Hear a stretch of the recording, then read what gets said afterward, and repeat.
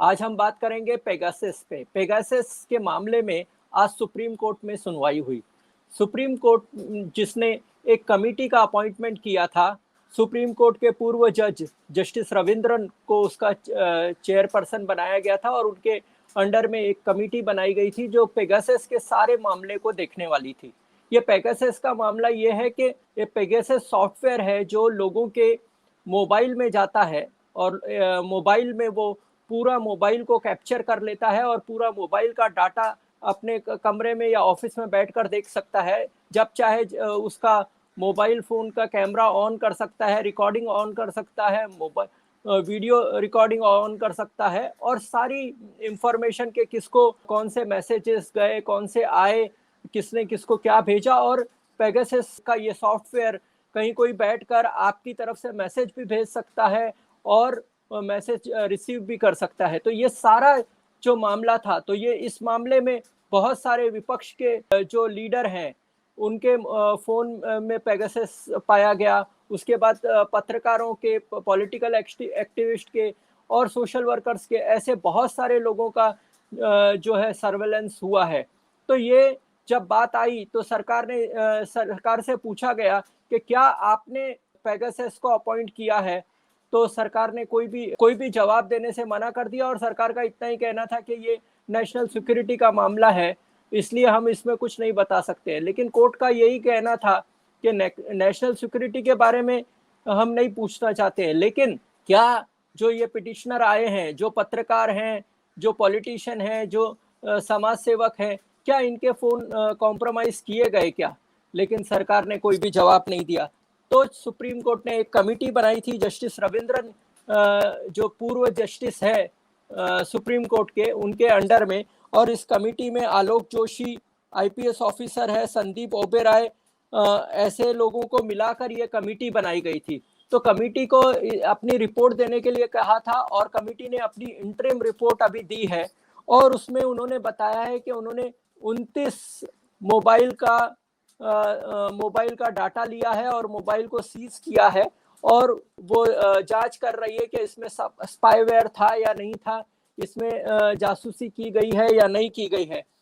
फिर उनको ये भी देखना है कि ये पूरा रिपोर्ट, उन्होंने कहा है कि मई एंड तक फाइनल रिपोर्ट बनाएंगे। उन्होंने बहुत सारे जर्नलिस्ट का भी स्टेटमेंट लिया है और पूरी जांच शुरू कर दी है और वो मई एंड तक पूरी रिपोर्ट सबमिट करेंगे और पूरी रिपोर्ट जो है पहले जस्टिस रविंद्रन के पास जाएगी, टेक्निकल कमेटी की रिपोर्ट, और जस्टिस रविंद्रन उस पर अपना ऑब्जर्वेशन करके फिर ये कोर्ट के सामने फाइनल रिपोर्ट पेश की जाएगी। इसलिए अभी ये मैटर जुलाई में रखा गया है लिस्टिंग के लिए कि जुलाई में ये कभी भी आ सकता है।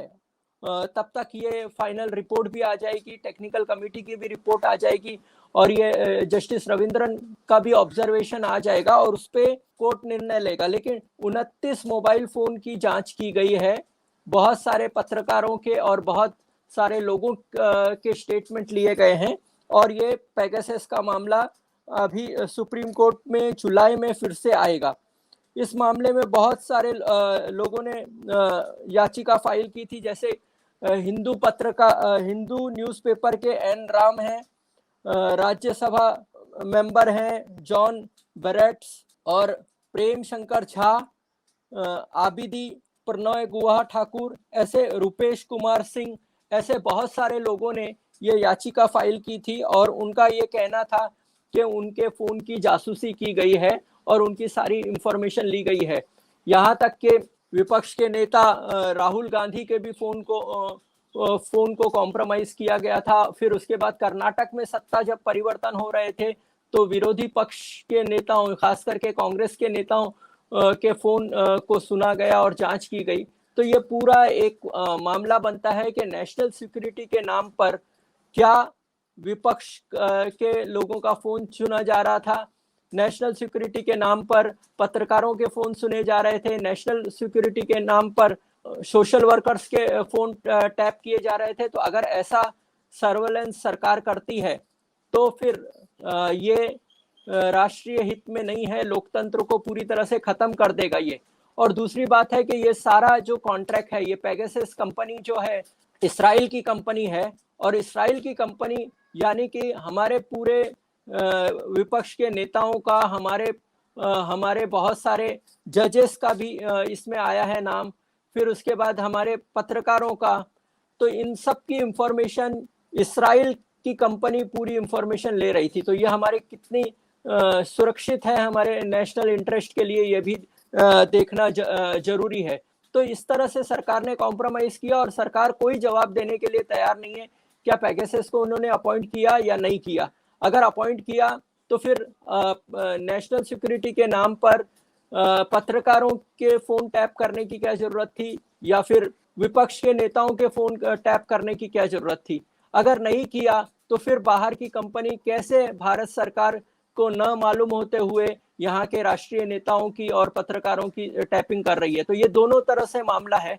तो इस पर पूरी जांच शुरू हो चुकी है और जस्टिस रविंद्रन के अंडर में ये सुप्रीम कोर्ट के पूर्व जज थे, उनके अंडर में ये कमेटी बनाई है और ये कमेटी अपनी रिपोर्ट, इंटरिम रिपोर्ट दे दिया है और उसमें उन्होंने कहा है कि 29 फोन का जो उन्होंने सीज किए हैं और उसकी जांच चल रही है।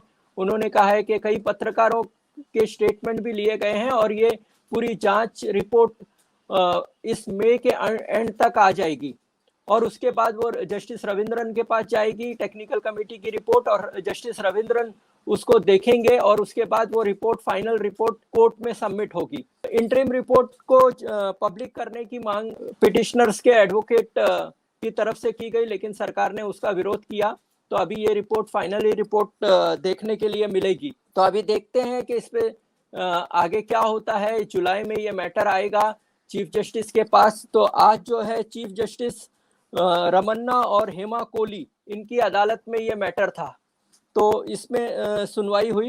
तो ये बहुत ही नेशनल सिक्योरिटी का मामला है और जासूसी का मामला है और इससे लोकतंत्र को पूरा प्रभावित होने वाला है। इसके बारे में विपक्ष ने कई सवाल पार्लियामेंट में भी पूछे, लेकिन सरकार ने उसका कोई उत्तर दिया नहीं है। तो ये सवाल यही बनता है कि आखिर सरकार ने जासूसी कराई या नहीं कराई, और कराई है तो आम लोगों और पॉलिटिशियन की जासूसी क्यों कराई गई है, जबकि ये सिर्फ नेशनल सिक्योरिटी के लिए था और ये पेगासस को अपॉइंट सिर्फ सरकार कर सकती है। तो सरकार की परमिशन के बगैर कोई दूसरी एजेंसी यहाँ पर जासूसी नहीं करा सकती है। तो उन्होंने कैसे किया, और जबकि यही पेगासस के रिपोर्ट के आधार पर फ्रांस ने एक्शन लिया है। इसराइल ने खुद माना है कि वो खुद जांच करेगा कि उसने कोई रूल का उल्लंघन किया है क्या, लेकिन भारत सरकार किसी भी तरह की कार्रवाई करने से इनकार कर रही है। तो देखते हैं हम आगे क्या होता है इसमें। जैसे जैसे जो भी इंफॉर्मेशन आती रहेगी हम आपको जरूर देते रहेंगे। तो आपका कोई कमेंट है तो आप जरूर लिखिए, हम चर्चा कर सकते हैं। नहीं तो आप देखते रहिए जनता का आईना। आपके कमेंट, आपको अगर ये वीडियो अच्छा लगा है तो आप जरूर लाइक कीजिए, शेयर कीजिए, और जनता का आईना आपने सब्सक्राइब नहीं किया है तो जनता का आईना सब्सक्राइब कीजिए।